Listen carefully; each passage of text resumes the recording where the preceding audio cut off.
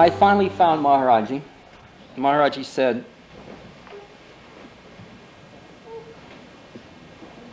"What are you doing here?" I said, "Maharaji, I can't stand my impurities. You got to save me. I just can't stand it." I said, "I'm not pure enough to do whatever it is I'm supposed to do."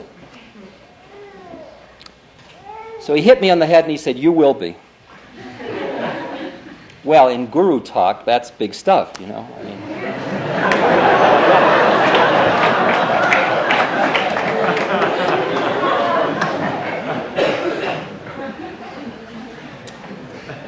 so I watched for immediate effects.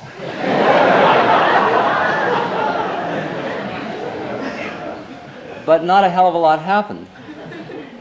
And a few months later, I said, "Maharaji, you promised me."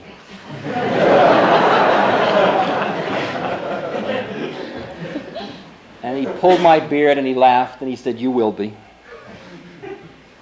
And a year and a half later, in '72, when he was throwing me out of India again, I said, "Look, Maharaji, you can't send me back to America. I'm still a mess."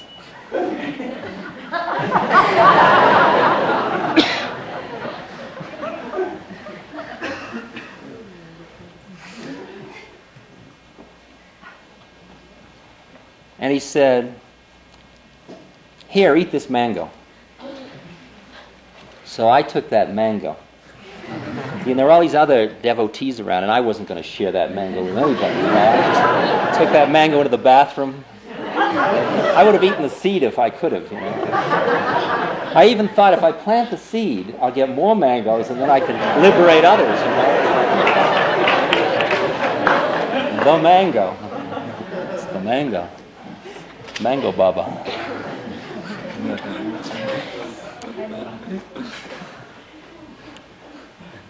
And nothing happened.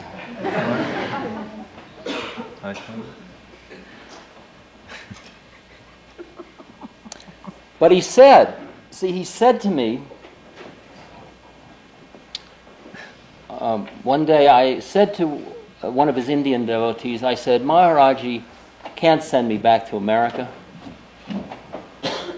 because I'm really liable to screw up other human beings' lives, and I don't mind screwing up my own karma. I don't want to do it, but I really don't want to screw around with other people's karma. And, he's legitimizing me and then sending me into the lion's mouth, and I may screw up, and I don't really want to hurt other people." And this man came back saying, "Maharaji said he'd never let you do anything wrong in America."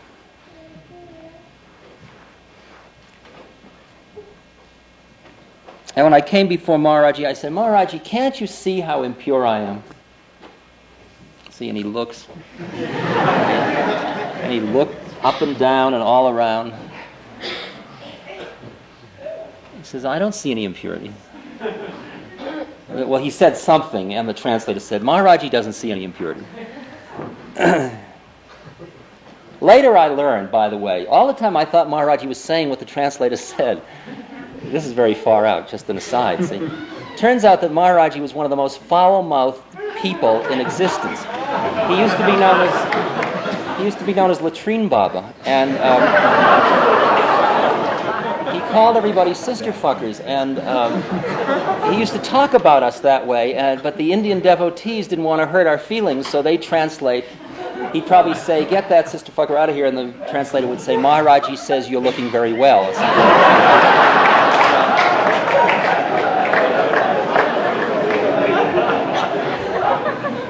It's really hard to know what the transmission was at any time and form. But at any rate, I came back to America in '72 with the clear protection that Maharaji had guaranteed I could do nothing wrong, which meant he was taking on my karma, which gave me license to do anything, you understand.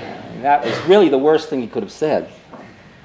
Because I would let myself go further and further out and out and out and say, well, I'll try that, because after all, it's in the moment, and he said he'd never let me do anything wrong, so it must be protected.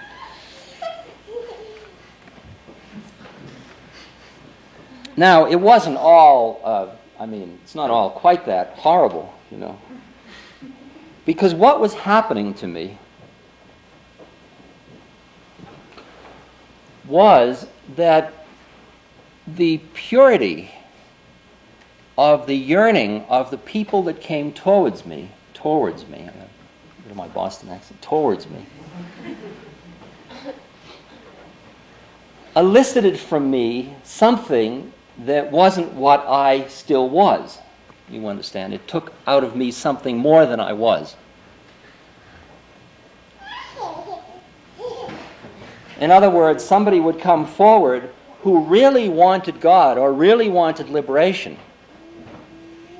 And that stuff in me, that worldly stuff, just couldn't function. It was like their purity of their desire was a demand upon me that pulled out of me stuff that was higher than I was, if you will, or higher than I acknowledged myself to be, because I was so busy feeling identified with my desires, with my lust, with my anger, with my unworthiness, with all the stuff you're identifying with, for the most part. Not all of you at all moments.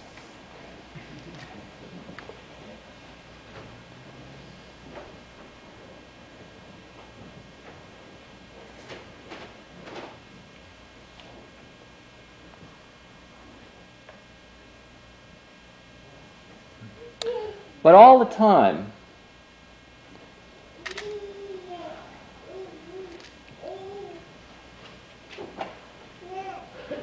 this is very interesting, by the way. I've never given this kind of a lecture in years now. There's something about the intimacy of this room that's making it into a hanging out scene for me. You know?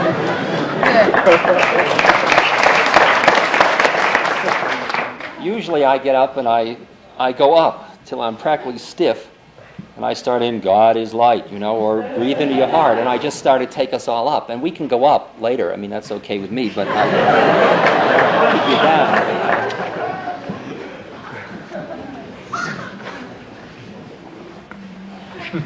You couldn't know what you're laughing at. Beautiful laugh.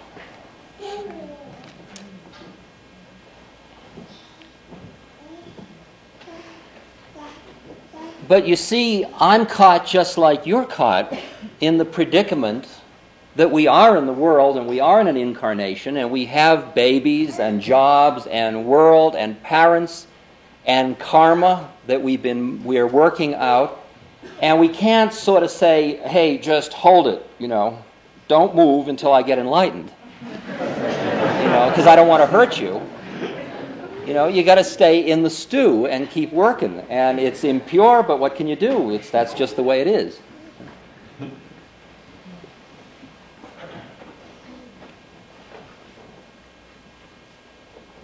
The only added burden that I had was that people were looking towards me to liberate them. And what a horror for people to look towards you to liberate them when you can't liberate yourself. It's like the statement is made in India, if you're caught in quicksand, you can't free another. Or if you're bound in chains, Ramakrishna says, you can't untie the hands of another. And I kept saying to everybody, watch it. I mean, I kept, giving a disclaimer. The management takes no responsibility. I'd say, I am not enlightened. I'm not realized. I am a teaching. I'm not a teacher. I'm full of hang-ups. I'm one of us, just talking to us. Just take me for what it's worth. If it doesn't touch your heart, forget it. It's probably phony. Okay? And I said that every lecture. I just kept saying it again and again, and that sort of got me off the hook, or sucked everybody in deeper, whichever way you want to look at it.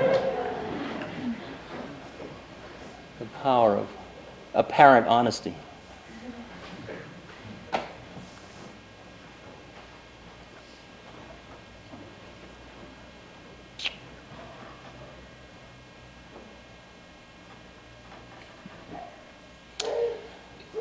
Around 1970, this is 6. I guess it was the summer of 74. I was at Naropa Institute in Boulder, Colorado, giving a course in the Bhagavad Gita.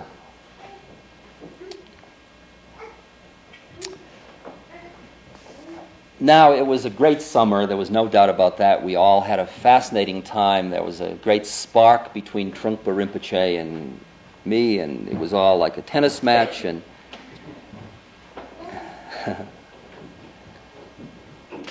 I understand from Rolling Stone he referred to me as an arrogant, confused charlatan going in the wrong direction.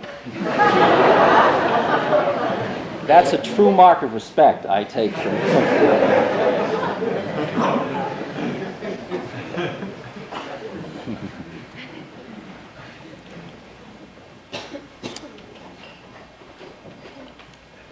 Well, it was a pretty strange summer. And by the time I had finished it, I had decided that I had taken enough people down the Primrose Path, and I couldn't stand it anymore, and I was going to get out. It was just too heavy. I just felt that what had happened was, you see, I didn't understand, and I still don't understand. I had no idea who Trungpa is, but he was obviously a tantric teacher of some sort, and I couldn't quite assess how far out Tantra gets. And a lot of the things that were going on in the Institute were I was having to keep swallowing my nice Jewish middle-class righteousness and say, well, it's for the greater good, and he's just burning stuff out of people, and it's all great teaching. And it might have been, it might be, it may be well, I don't know. But I was getting uneasy because I was going beyond where my heart was clicking. It wasn't clicking for me. And I can get pretty far out when I'm working with an individual, but it's got to always click along the way now. I understand what that means. Do you hear what I'm saying? It's like there are a lot of things that by the book you'd say, oh no, don't do that. But at some moment it'll click and it's okay to do it, while a moment later it wouldn't be all right to do it, or a moment before it wouldn't have been all right to do it. And the scene wasn't clicking for me. So I decided to go back to India. I don't know why. My guru was dead. And though I intellectually said, dead Schmed, where can he go? You know, it's like he's just dropped his body. You know, it's no big deal. Because in 1972, one day, I was sitting in the courtyard opposite him. He was on the other side, and there were all these devotees sitting around him, rubbing his feet, and they'd give him apples, and he'd throw them at apples, and he'd talk to them, and it was that kind of loving, bhakti, delicious, rich kind of hanging out with the guru. If you've ever been in it, you know what I'm talking about, and if you can't, it's like it's a great night by the fire where you're all cuddly. And it's really soft and loving and warm. And the only thing is, it's all connected with liberation, right? Not just sensual gratification. So it's a little different quality, but other than that, it's that same feeling of at-homeness. And the time stops and you're just in a delicious space. And I was sitting across, watching all this going on, and saying, boy, they're all hung up in his form. You know, I don't really care if I never see him again. I love him. I love him tremendously. But that isn't it. I'm not going to spend the rest of my life rubbing his feet. I mean, that isn't what this is all about. I have to go beyond seeing it in him and not in me. In other words, the guru, it's called Guru Kripa, is a method of pursuing or following or devotion to the guru.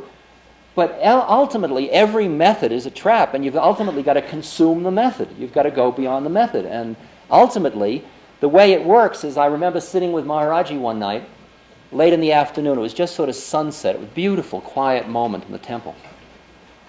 And I sat, and he was talking to me and throwing things and patting me and doing all the kind of stuff he does.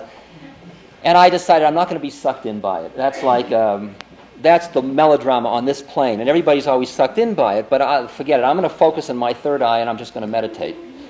Screw him. I'm just not going to do it. I'm just not going to look. You know, I won't respond. He can throw the apples. I'm not going to catch him. Nothing. So I focused on my third eye, and a minute later, this Shakti started to pour into me, and I started to go like this, and he went over on his side and pulled his blanket over his head, and he started to snore. And suddenly the universe started to fall away from me, and then he sat up, and he said, and I was getting stiff and going into samadhi, and he said to the translator that was there, he said, ask Ramdas how much money Stephen makes. See? And I heard that. It's like the plane has just left Aspen. It's just lifting up over the mountains. And you see somebody down in the airport waving. You know, it's from that distance, that kind of thing. I heard him, ask Ramdas how much... And I thought, oh, wow, you know, where's that coming from? And I heard the devotee say, oh, Baba, I can't bother him. He's meditating. And he says, ask him. Never mind, he's meditating. And the guy was so apologetic, and I had to come down. You know, you got to turn the plane around, go into the landing pattern, and you finally land. And I land, and I came down, and I finally said, $30,000. And then I went back up. I wasn't going to really. And I began to see that he was like a set of infinite doorways, and that if you grabbed on the physical plane, that's what you got. And if you didn't get hung up on that, you got the astral one. You started to meet Shiva or Hanuman or whoever. And if you didn't get hung up in that one, which is very seductive, by the way, because it's fun to have Christ walk into the room, or, you know, Shiva dance for you, or the Divine Mother come and offer her breast or something like that. But if you can say, yeah, baby, that's fine, but that's not what I want, you know, I'm going for broke. And that too, tat twamasi, all that stuff, keep going, you know, step aside, please, here I go. You just keep going through the doors, and you keep going beyond guru. You go beyond the dualism. And it's a method of merging in which you finally close in, and then you understand what Ramana Maharshi said when he said God, guru, and self are the same thing. That it's just a vehicle of love and opening, and through the love of the beloved, lover, beloved, you merge. It's like an orgasm, and you merge into union, except it's not an orgasm in time, which is what our genital sexual orgasms we generally find. It is something where you merge in, and then you never unmerge when you finally merge. You may be in form separately, but you are always merged. There's only one of it after that. That's what a realized being is. There's nobody there. There's just forms acting. Well, that's later. Maybe, I don't know. If I promise, then I got to put into the computer to remember to close that thing, so I don't know. I used to lecture in the acid days, and I would get 6 or 7 digressions going at once.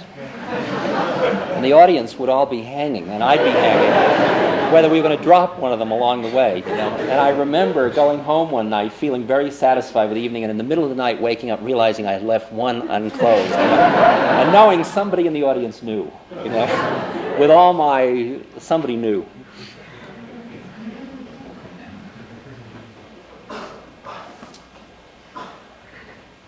And so as I sat looking at Maharaji across the courtyard,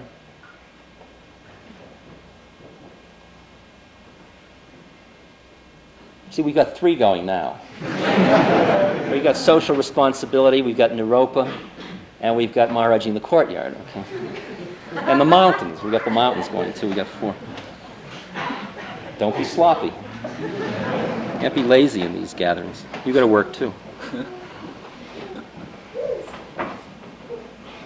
Whenever anybody has enough, you should go home, by the way. Okay?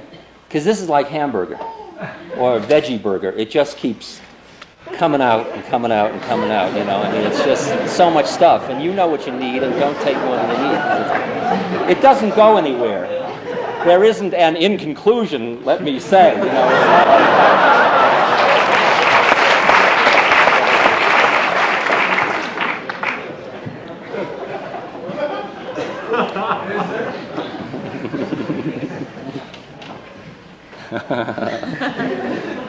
We are. Okay. As I sat across from Maharaji in the courtyard, and I thought, I don't need him. You know, what am I doing hanging in this? I've got dysentery. You know, I've lost 40 pounds. I'm sitting here. All I'm being fed is puris cooked in grease and potatoes. You know, and I'm rubbing the feet of this man, if I'm lucky, 5 minutes a day. You know, And here I am, I'm 40 years old. I mean, what is this? You know, like, how long does this go on? Is this, you know? And I suddenly saw that the method was more far out than that. And I was ready to let go of that form of it. And I thought to myself, it really doesn't matter whether I'm with him or not. And at that moment, I saw him lean over to this old Indian devotee who came running across the courtyard and got down on his knees and touched my feet, which surprised me.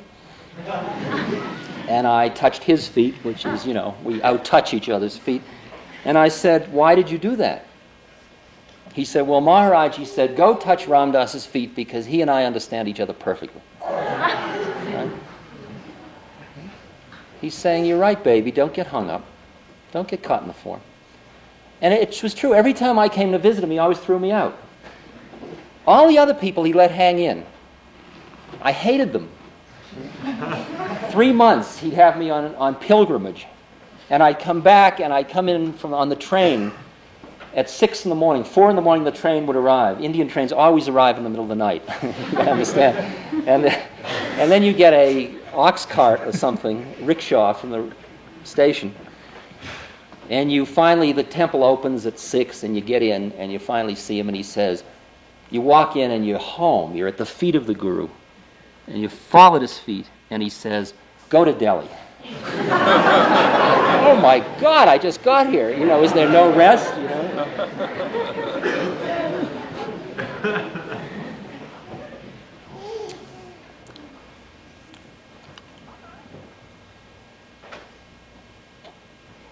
So he was dead, but I thought, well, I didn't need him anyway. But that was a bit of a head trip. You know, in my gut, I was still like working out the grief reaction and the feeling of loss and the feeling, this is a church, I guess I should.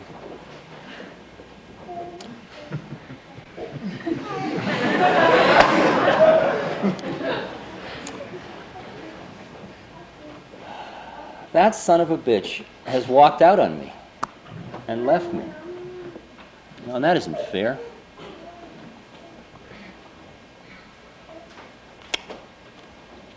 Even though I remembered what Ramana Maharshi said when he was dying of cancer and his arm was cancerous, and they said, Babaji, Bhagawan, you have all these powers, heal yourself. And he said, no,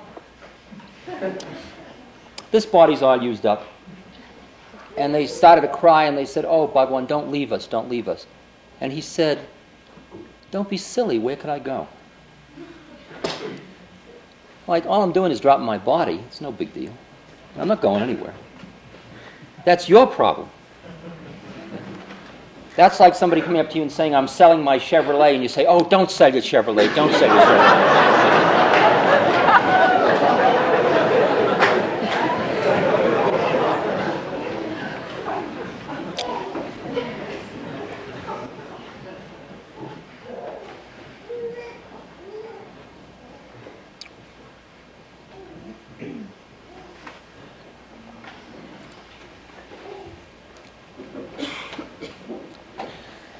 So what I was doing was I was going out, and I would sit and meditate with Maharaji, and I had his pictures, in my car, and in my bedroom, and my puja room, and I talked to him all day long, and I did his mantra, and I was just feeling his presence all the time. But he still had split, and I wasn't too sure, but it seemed okay. And I felt like he was guiding me, and every time something good would go, I'd say, thank you, Maharaji, and every time anything bad would go, I'd say, it's a good teaching, Maharaji, thank you. You know, and I had the whole game going, but it was a little bit here. It wasn't fully right here. Right? So I've now left Naropa, and I'm going to go back to India. I don't know what I'm going back for, but I figure I'll do some Buddhist meditation or something, and that'll be good. Clean up my act a bit.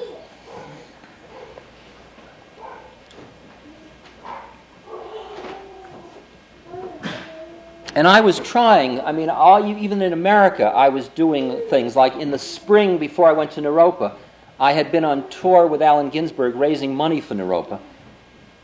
And we ended up, at one point, we were in Santa Fe.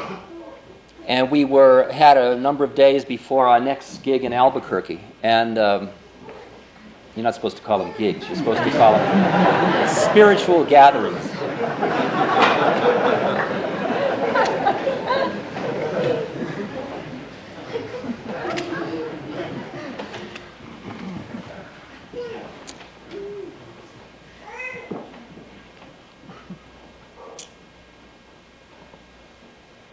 And we were in a sauna bath.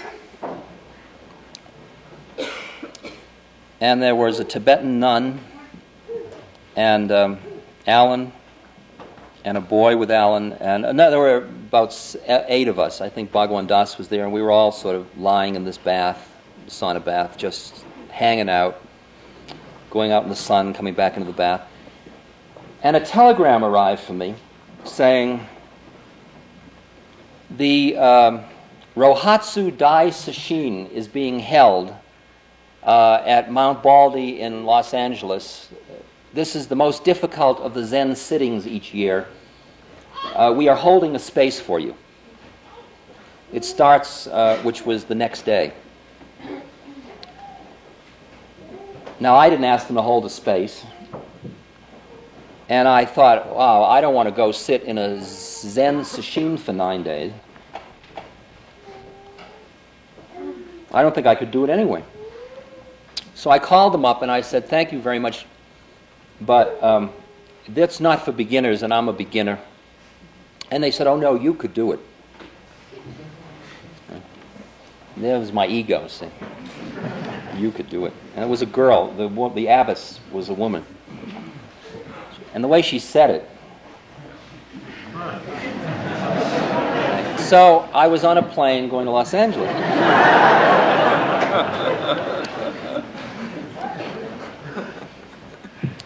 And I arrive at the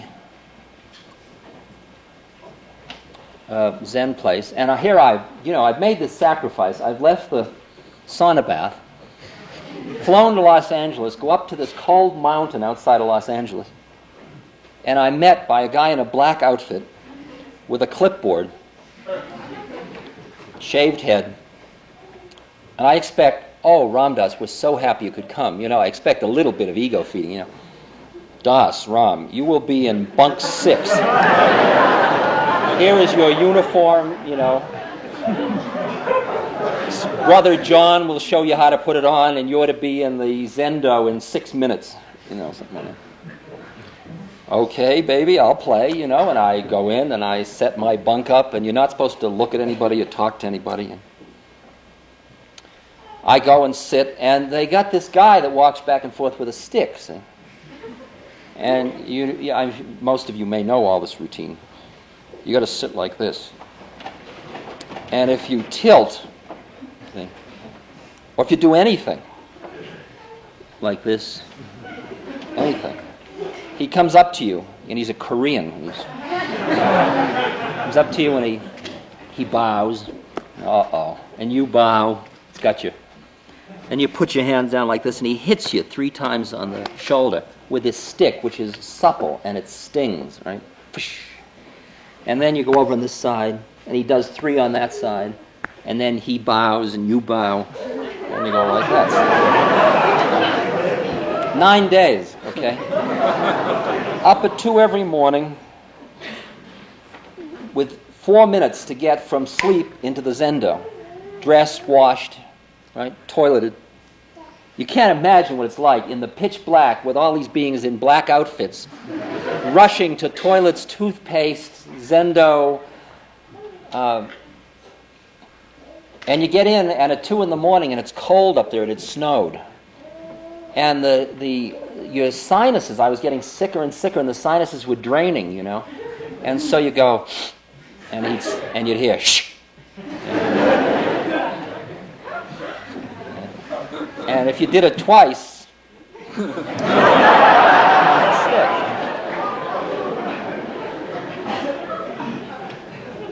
and there was a guy on the next cushion. They never beat him, see? But everybody beat me all the time. See, they took turns. We all took turns carrying the stick, and I never beat anybody because, I beat somebody now and then. There was always some scapegoat we all beat, I was the second one of those, I was always trying to find the teacher being sloppy. That was my whole goal. If I could just find, just once, if I could get that Korean.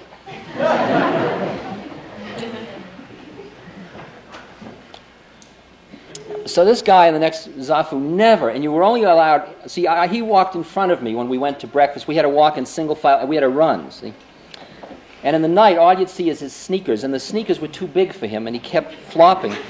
So I spent 9 days watching these flopping sneakers, and his name was Leonard Cohen. He's a singer that you must know. And nobody ever hit him, see.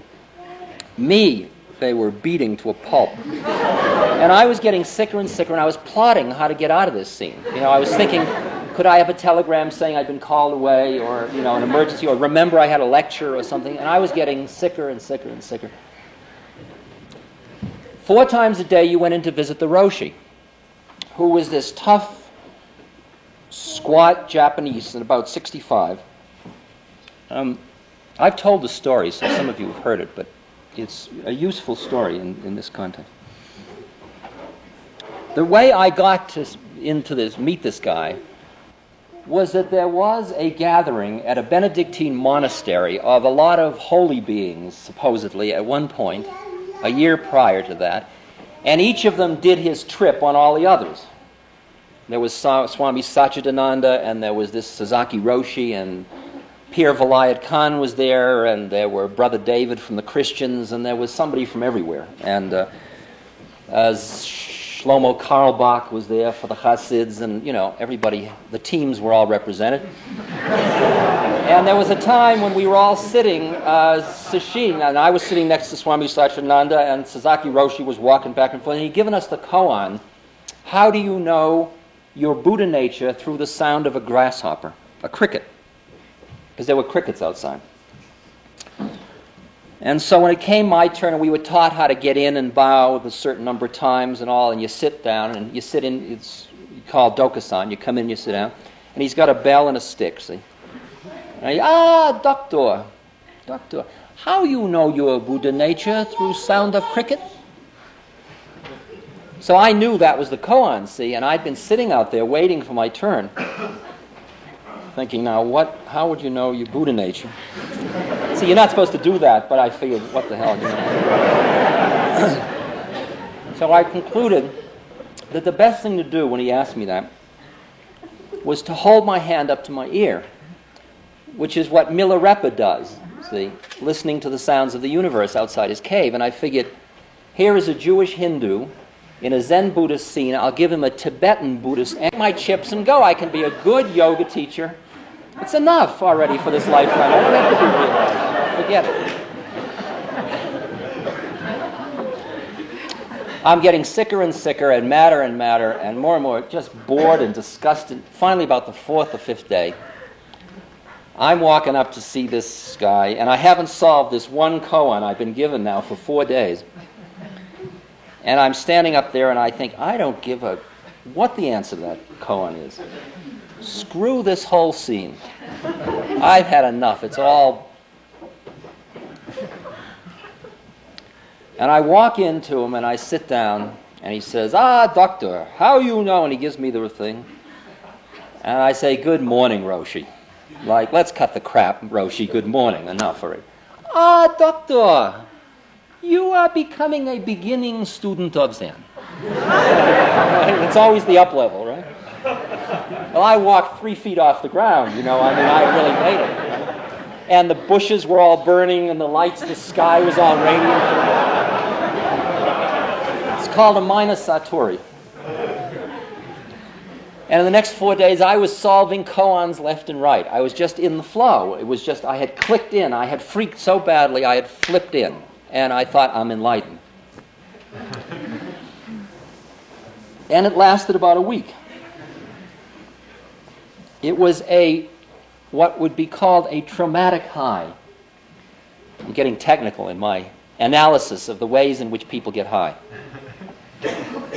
You can fall off a cliff and you can do the same thing. It's a trauma that pushes you, opens you very quickly, very dramatically. But it overrides your karma, and it's still there. And the minute it gets a chance, it sneaks back in and grabs you and pulls you back down. Okay? So I was, during those periods of time, working still in myself with things like that. And they would clean up my act, and I would get clean, and then I would come back into my stuff again. And I was just going up and down, the familiar roller coaster that we all know all too well, I assume, by now. Okay. We've left Naropa. We're going to go back to India, because nothing's really working. It's all getting better, it's getting clearer, but it still hasn't flipped around.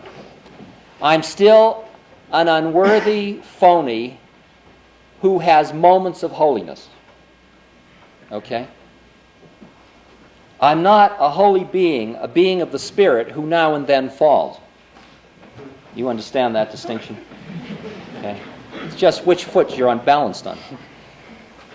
If you imagine a wheel with a hub in the center, and the hub is liberation, and the wheel is the wheel of births and deaths, and your weight is on the foot on the births and deaths, and now and then, through intense trauma or sadhana, or the love of the guru or something, you can flip over and get some weight into that foot, and you get, and you see who you are, and it's all beautiful, and then you're off balance, and you go back on that foot, because that's home. It's like, I ought to meditate. See, that's that one. Then later, the thing hopefully flips. And then your weight is here, and you're doing that, and you say, I ought to stop meditating and do the dishes. Right. You got that? I mean, that's the flip over, okay?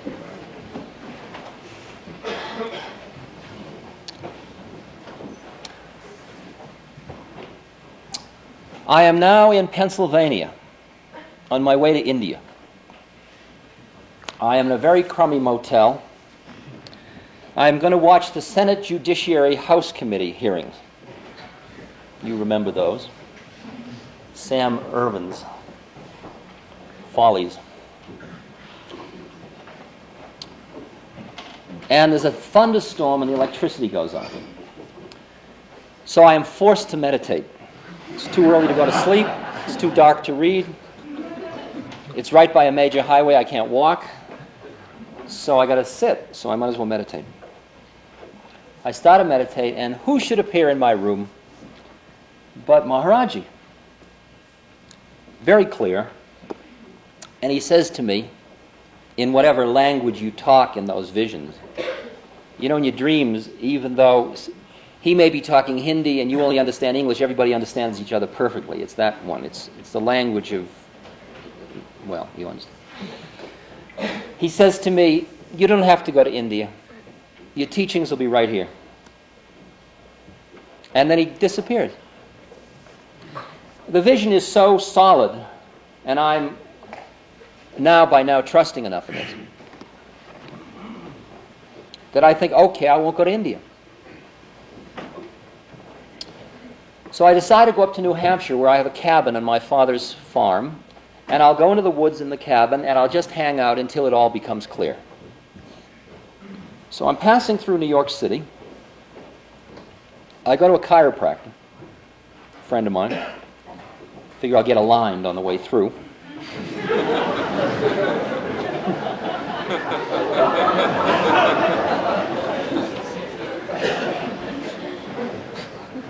Have to keep showing you I'm real.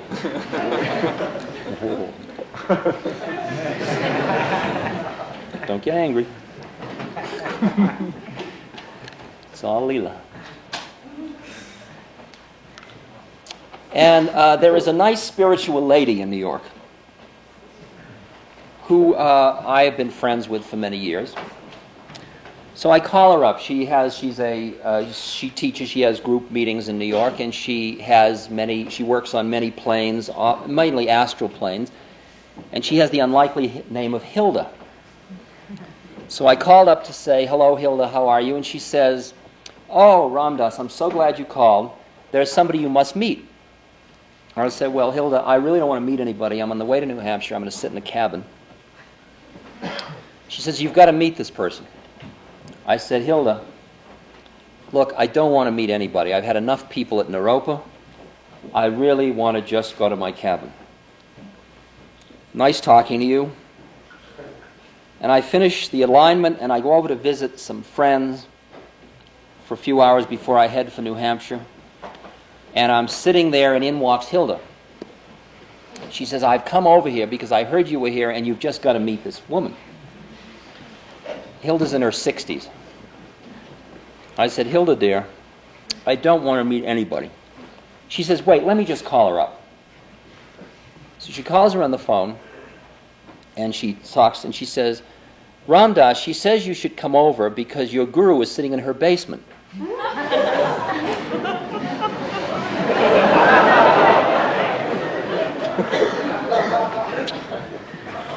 Well, though I knew all about spiritual materialism, she had me. So the next day I went over to Brooklyn. Was brought into a very middle-class house right next to a lot of other houses just like it. Brought down into a basement with a television and linoleum and very kind of garishly decorated. And there is sitting this woman. Long, long, long false eyelashes. Heavy mascara and eye shadow. Low dress. She looks like Gina Lollobrigida in Never on Sunday. That quality. Right? Long, dark hair down to her waist. Very attractive, but peculiar because she is sitting there in samadhi. Okay? But like, man, really in samadhi. I mean, I have a chance because Hilda says, go ahead and test if you'd like, dear. See, they're playing with me. Go ahead, dear. So I'm doing my whole routine. You go to push her and it's like a stone. It's like a marble statue. There's no life in it at all. I look, pulse, no heartbeat. You go under with a mirror, no breath, nothing, Eyes rolled back. Very weird. I mean, like of all the models you have of what spiritual teachers are going to be like, you expect an old man in a blanket in the Himalayas, but what is a woman like with, in Brooklyn? I mean, it's too unreasonable, And she comes, finally, Hilda touches a brooch that has a mantra in it on her chest, and she finally slowly comes back down to earth, plane. She opens her eyes roll back down, she opens them and she loosens up and she looks at me and she says, I'm sorry about this language, but I've just got to be straight, and I know it's a church, but this is all concerned with God at some level. She looks at me and she says, what the fuck do you want?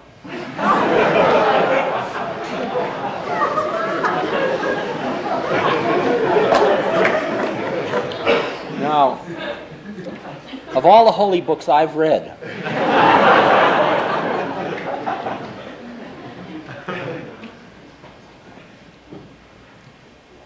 so I said, so Hilda said, this is Ramdas, dear. She says, I don't give a damn who he is. She says, does that fat man belong to you? Get him out of here. And I look over, and there is a blanket with nothing on it, of course. So I said, well, I don't know whether that particular fat man belongs to me or not, because I can't see him.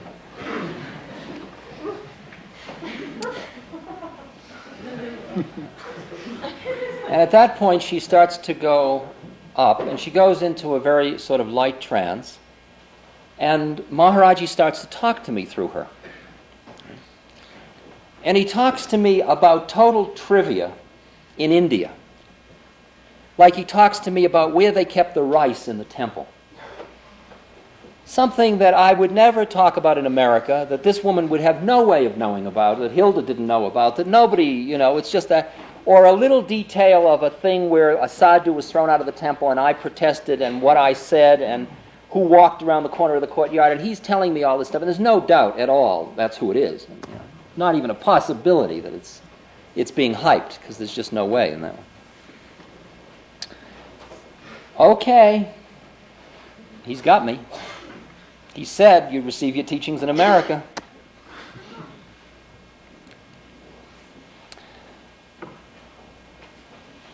So I visit with her for a few days, and then I go up to New Hampshire, and she starts to telephone me every day for maybe 3 or 4 hours a day.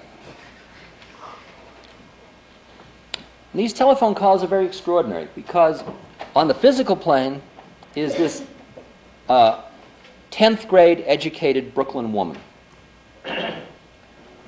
with, very crude, tough, straight Brooklynese. But as she changes levels of consciousness, her language keeps changing, and there are hours on the phone when out is pouring poetry that is so breathtakingly beautiful that I've never read anything like it on the human plane, because it's too precious to exist. It's like you can't stand it. You can't catch your breath. It's too beautiful. Just hours of it pouring out, all in beautiful, complex rhyming structures.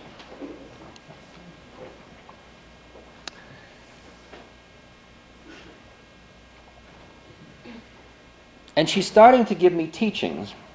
And these teachings she is reading from a blackboard that is being written on by Jethro. That's Moses' father-in-law. That push you a bit out of shape? See, I've lost about half of you by now. So you say, oh, come on now, baby. Whoa. I mean, I'm in the same position you are, Except it's happening to me.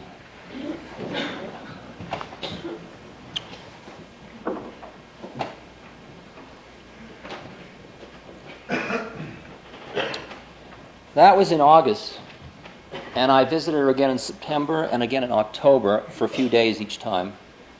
December 9th, I moved to New York. She put me into a place to live, and I just surrendered my life to her. She was my teacher.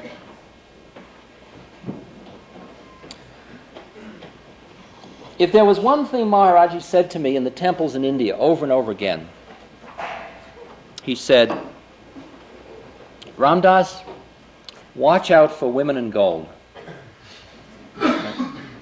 And I'd be in the back of the temple and they'd say, Maharaji wants to see you, and I'd go running up and I'd come before him and he'd say, Ramdas, Kanchan Kamani, women in gold.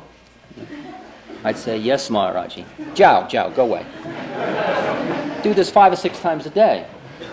It seemed bizarre to me. I mean, it just didn't seem relevant, Here I am now at the feet of this woman, long, these plastic fingernails, dark red,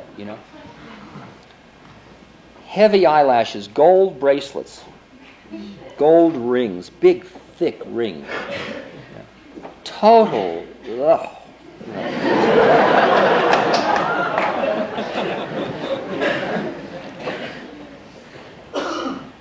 And we are spending all of our time trying to keep her on the physical plane. She's in a traditional Italian family, so her husband expects she's going to take care of the house. So you get these calls, see, she says, I'm washing the floor. I think I'm doing it all right. But she says, there's this guy standing in the kitchen. He's got 8 arms. Can I ask him to help me? Right? Or would it be an insult? See, it's like, you got to understand how complicated this is. See, because she's new at the game, see? And because how it happened to her is very bizarre. This is only a few months into her scene, see? She's not a yogi from the Himalayas in this lifetime. She's a Jewish girl married to an Italian truck driver. She's got 3 kids and a Cadillac. They've made it big, right? And it's a tough scene, and she's a tough woman, and she has always been, like Gina, like Never on Sunday, that kind of purity quality, that kind of innocence that's tough innocence. Do you know what I'm talking about? The kind of innocence,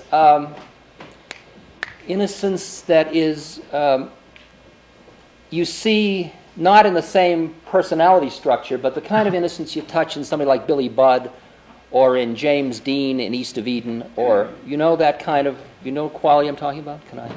It's like childlike innocence, but it's in an adult neurotic pattern, okay? But it's always still innocent.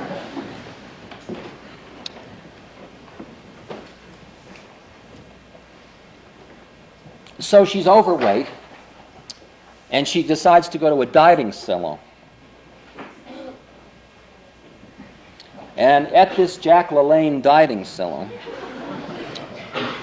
which is turns out to be her yogic teachers, they say to her, there's a breath that'll get you thin if you breathe in one nostril and out the other. Okay? Keep doing it. You'll get thin. She is a woman of great excesses. Right? If you tell her to do it for 10 minutes, she waits until her husband goes to sleep. She's made love to him. Then she goes into the bathroom, gets into the bathtub, and starts to do this breath for 5 hours. She wants to get thin like that. So. After several days of this, suddenly Christ appears in her bathroom. She says, "Look, what are you doing here? I'm a Jew."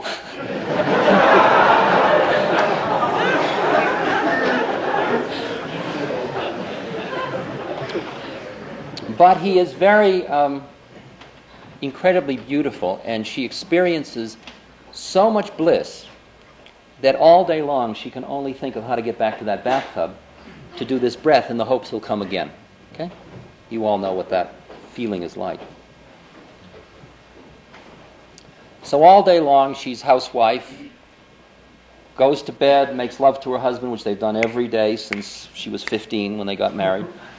You know, and then runs into the bathtub as soon as the first snore starts, gets into the bathtub, starts doing the breath and waiting for Christ to come. He comes twice and he says, I'm only going to come one more time. Comes the third time, and there's a lot of other side stories which I'm sure will in time come out, but I'm not going to tell them now because I'd like to keep something, I don't know what.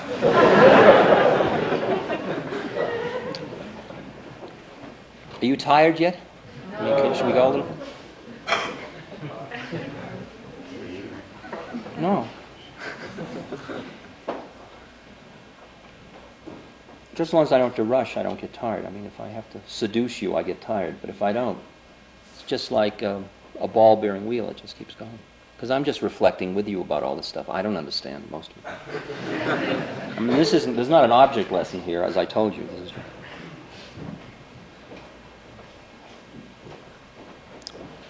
So she keeps meditating, and suddenly, one night, there is this fat man sitting on her toilet seat.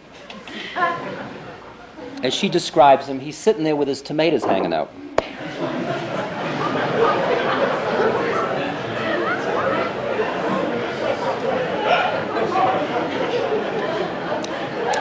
This is my teacher. It could only happen in America.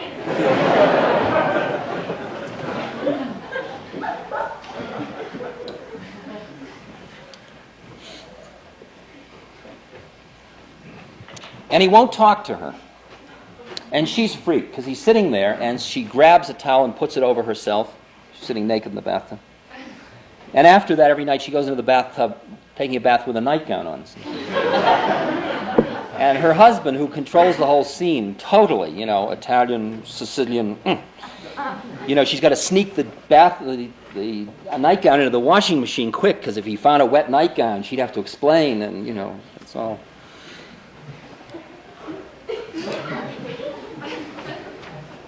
And night after night, this fat man comes, and all he'll do is go, He's sitting there. And she finally says, "Look, if you don't start talking, I'm going to throw you out. I'm going to tell my husband. Jig's up."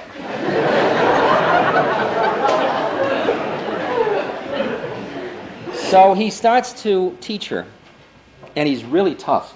He hits her in the belly, and she sits like this, and he's teaching her all kinds of stuff. She has no idea who he is. She's got a girlfriend who's into yoga. She's talking to her girlfriend about it. Her girlfriend says, "There's somebody downtown in New York who might know." So she goes and she tells about the description of this guy, and they say, "Oh yeah, that's Swami Nityananda. He was Swami Muktananda's guru, and he was also the guru of this woman, Hilda. And he died in about 1964. And Swami Nityananda was a very far-out guy, by the way. He was the guy, there's that lovely story I love to tell about him. He used to have roads made around between poor villages, and he'd say to the workmen when they were going home, he'd say, "On your way home, pick up any rock, and under the rock will be your 2 rupees. Not any other rock, just whichever rock you pick up first," right? So they go home, and they all trusted him, because in India, people believe in all this, because miracles are part of the fabric of life, not like it is here. So they just pick up a rock near their home, and there'd be the 2 rupees, and they take it home. But the problem was that these were all new rupee notes. So one day the police lieutenant, I guess, and his sergeant arrived, this police inspector, I guess, and he said, "Babaji, I'm sorry to bother you," but he said, "there's some confusion in our minds about these rupee notes, because they're all brand new rupee notes, and we don't know where they're coming from." And he says, "Oh, I can understand your confusion. I'll show you. Come, I'll show you where they're coming from." So he leads the inspector and his sergeant into the jungle, deeper and deeper into the jungle. And they come to a pond in which there are alligators. He walks into the pond and he calls an alligator. Alligator comes over and he opens the alligator's mouth, and he reaches in and he starts to pull out rupee notes. And the inspector freaks and the sergeant freaks, and they all run away. That's the kind of guy he was.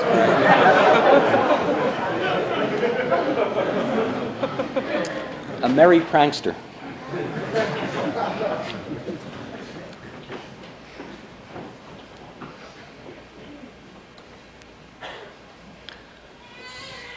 So she goes to see Hilda, and she sits down, and she comes into Hilda, and Hilda's been this nice spiritual lady who's lived in India for 18 years.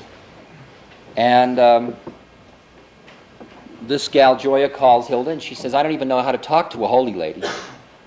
And she comes over to see her, and she goes in to see Hilda, and Hilda just touches her, and Joya goes into samadhi for the first time.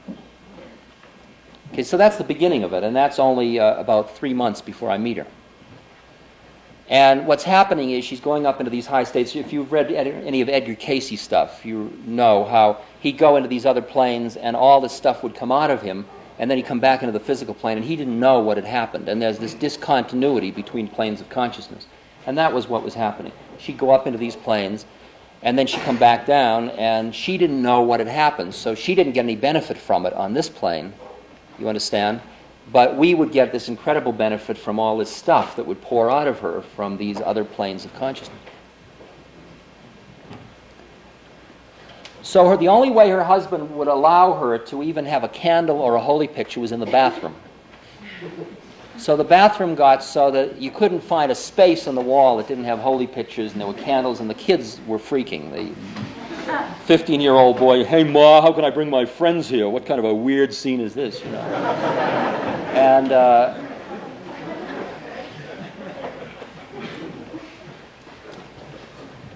she was having very bad trouble keeping contact on the physical plane. Like, I'd be on the phone, she said, "I'm cooking dinner." And I'd hear a strange sound over the phone, and I'd say, "Well, what are you cooking?" She'd say, "Just a minute." She'd be blind. This is very weird. Most of the time, she was outside of the physical plane, so she was seeing only through her third eye, not through these 2 eyes, so she'd be blind on this level.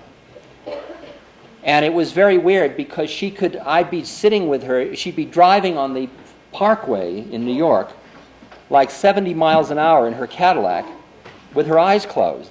Okay? She's watching it with her third eye from over the car, right?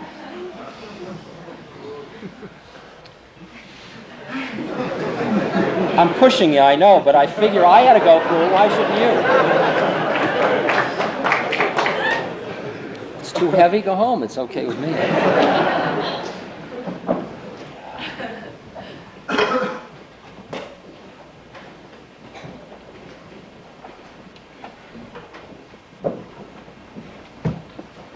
So I said, there's a funny sound. What is it? She says, well, I'm cooking. She said, just a minute, I'll tap my forehead and see.